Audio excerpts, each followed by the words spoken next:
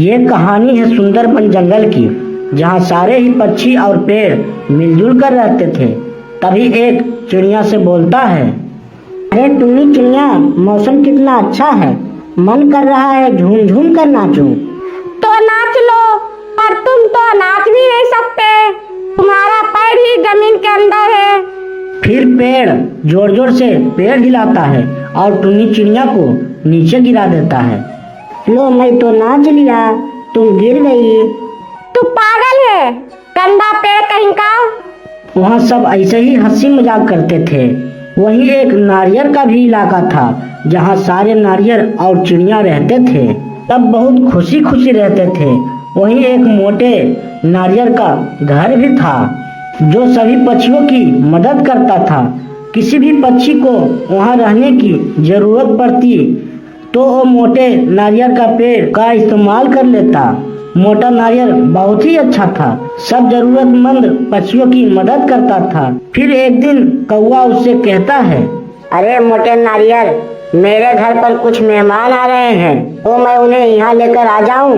बस थोड़े दिनों की बात है, प्लीज तुम अपना घर किराए पर दे दो।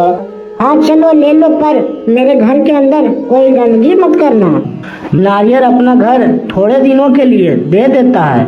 फिर कालू कौवा के मेहमान आकर चले जाते हैं और उसके मेहमान घर के अंदर पूरी गंदगी मचा देते हैं। फिर मोटे नारियल को बहुत गुस्सा आता है। तुम कितने गंदे हो कालू कौवे, तुमने मेरा सारा घर को गंदा कर दिया। तो साफ कर लो मोटे नारियल, मेरा काम तो हो गया, अब मुझे क्या लेना तुम्हारे घर से। मोटा नारियल रूठ जाता है ये बात सुनकर। फिर कुछ महीने बाद बारिश का मौसम आता है।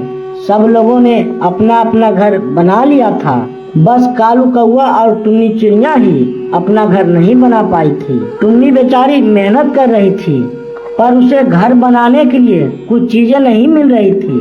पर टुन्नी चिड़िया बहुत अच्छी थी। नारियल अंकल, मैं तुम्हारे घर में रह लूं? अब बहुत बारिश का मौसम है, मेरे बच्चे भी भीग रहे हैं। हाँ टुन्नी बेटा, रह लो, पर तुम गंदा मत करना। पहले कालू कौवा रह कर दिया था और उसने मेरा घर बहुत गंदा कर दिया। फिर कुछ समय बाद कालू कौवा बारिश में बहुत भीग जाता है और उसे ठंड भी लग रही थी। वो मोटे नारियल के पास आता है। नारियल भाई, मुझे भी अपने घर के अंदर घुसा लो, यहाँ मैं ठंड से मर रहा हूँ।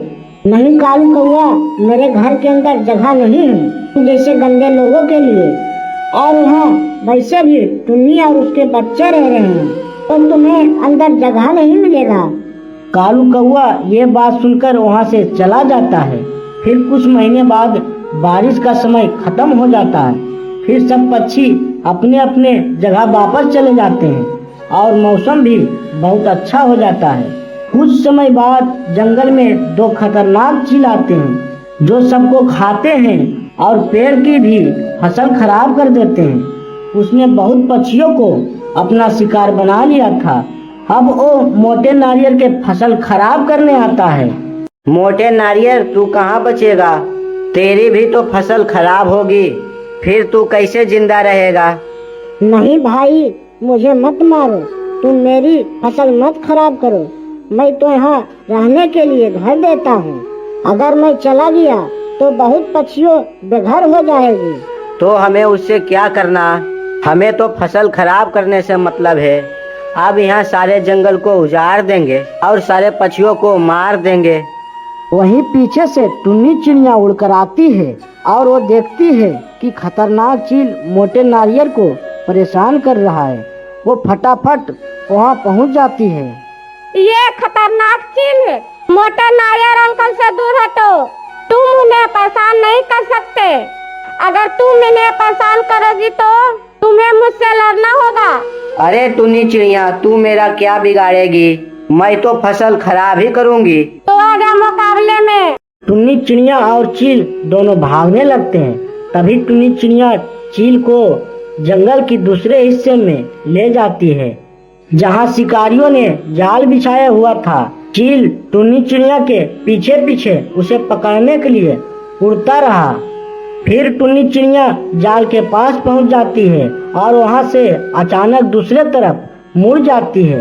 बस चील की रफ्तार तेज होने के कारण वो दूसरी तरफ उड़ नहीं पाता और जाल में फंस जाता है। फिर शिकारी चील को अपने साथ ले जाते हैं। फिर टुन्नी चुनिया वापस मोटे नारियल के पास आती है। टुन्नी, तुम्हारा बहुत बहुत धन्यवाद। तुम बहुत ही अच्छे हो। तुमने अपनी जान पर खेलकर मेरी जान बचाई। कोई नहीं मोटे नारियल चाचू, आपको कोई भी जरूरत हो आप मुझे बताना, तुम्हें कोई भी परेशान नहीं कर सकता। और टुन्नी, अगर तुम्हें भी कोई दिक्कत हो तो मुझे बताना, मैं तुम्हारी सारी परेशानी खत्म कर दूंगा। नहीं, मुझे कोई दिक्कत नहीं है मोटे नारियल अंकल। मैं अपना घर बनाने के लिए फिलहाल लकड़ियाँ खोजने जा रही हूँ, क्योंकि बारिश का समय फिर से आने वाला है। अरे टुन्नी, तुम्हें अपना घर बनाने की जरूरत नहीं है। तुम्हारा घर ये तो है ना, तुम मेरे घर में रहना। अरे मोटे नारियल अंकल, ये आप क्या बातें कर रहे हो? हाँ टुन्नी, तुम मेरी जान बचाई हो तो मैं तुम्हारे लिए इतना कर ही सकता हूँ। तुम इसे अपना चाचू का घर समझ लेना। जब भी तुम्हें लगे बारिश या मुसीबत आ रही है तो तुम मेरे घर में आ जाना, और इस घर में कोई नहीं रहेगा तुम्हारे अलावा। ये सिर्फ तुम्हारा घर होगा। तो आज से ये मोटे नारियल चाचू है। हाँ, ऐसा ही समझ लो।